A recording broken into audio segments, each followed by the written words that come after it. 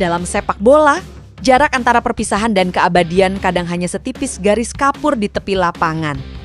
Satu musim lalu, nama Federico Barba sempat lebih sering dibicarakan dalam konteks rumor ketimbang pujian.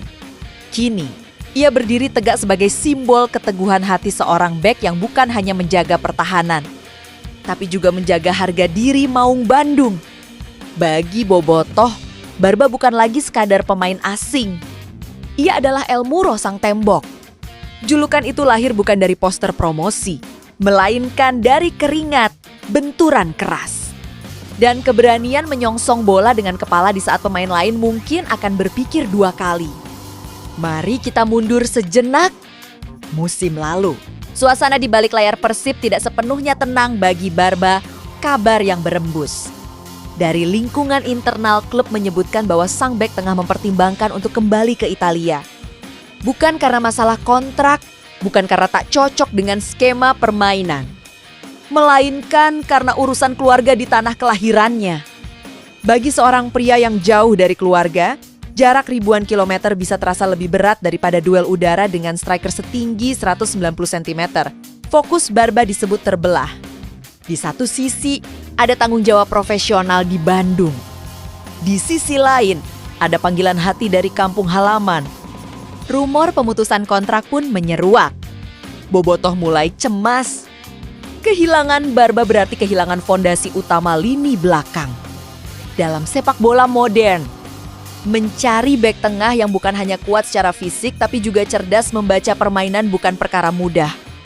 Namun di titik inilah manajemen Persib menunjukkan kedewasaan.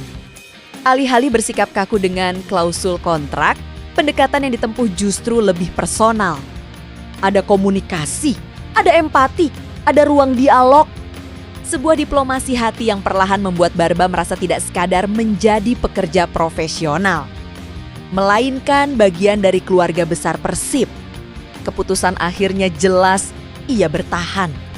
Dan sejak saat itu, seolah ada api baru yang menyala dalam setiap langkahnya di lapangan jika harus memilih satu adegan yang merangkum transformasi. Barba dari pemain yang nyaris pergi menjadi ikon pertahanan, maka laga melawan Ratchaburi FC adalah jawabannya. Dalam sebuah kemelut di depan gawang, penyerang lawan melepaskan tembakan keras dari jarak dekat. Posisi kiper sudah tak ideal, stadion menahan napas. Dalam sepersekian detik, Barba mengambil keputusan yang hanya bisa diambil oleh pemain dengan naluri bertahan ekstrem. Ia menukikkan kepala ke arah bola yang melaju deras. Benturan keras tak terhindarkan, ia sempat terhuyung. Namun bola tidak masuk, gawang Persib selamat, cuplikan itu viral. Media sosial dipenuhi pujian. Bagi sebagian orang, itu hanya blok penyelamatan. Bagi Bobotoh, itu adalah pernyataan cinta. Barba tidak hanya bertahan dengan kaki. Ia bertahan dengan seluruh tubuh dan jiwanya. Musim ini, performanya bukan sekadar romantisme cerita. Angka-angka mendukung narasi tersebut. Rata-rata 5 intercept dan 8 sapuan per pertandingan menempatkannya sebagai salah satu bek paling konsisten di kompetisi. Ia jarang melakukan tackle sembrono. Positioningnya rapi.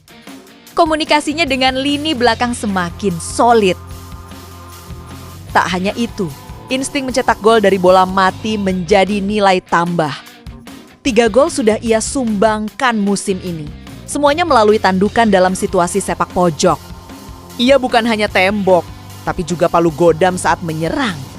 Momen lainnya yang masih hangat diingatan adalah tackle bersih di menit-menit krusial saat menghadapi Persija. 1 lawan 1, tekanan tinggi, salah langkah sedikit saja bisa berbuah penalti. Namun Barba membaca arah bola dengan sempurna. Tepat sasaran, dan elegan. Kini, perhatian tertuju pada leg kedua babak 16 besar F Champions League. 2025-2026 melawan Ratchaburi FC. Kekalahan 0-3 di leg pertama menjadi pekerjaan rumah besar pelatih Persib, Bo Jang Haek. Memastikan kondisi tim tetap terjaga jelang laga di Stadion Gelora Bandung Lautan Api pada 18 Februari 2026. Kondisi para pemain, secara fisik tidak apa-apa. Secara mental tidak apa-apa, ujarnya usai sesi latihan. Hodek tidak menutup mata terhadap hasil leg pertama. Ia mengakui timnya tampil kurang maksimal sejak awal dan kebobolan cepat. Namun baginya, sepak bola memang kadang mengharuskan tim belajar dari kekalahan. Kadang-kadang Anda harus kalah. Sekarang kita hanya perlu fokus pada permainan berikutnya. Menurutnya, skor 3-0 tidak sepenuhnya mencerminkan jalannya laga. Faktor cuaca, adaptasi, hingga momentum pertandingan ikut memengaruhi hasil akhir.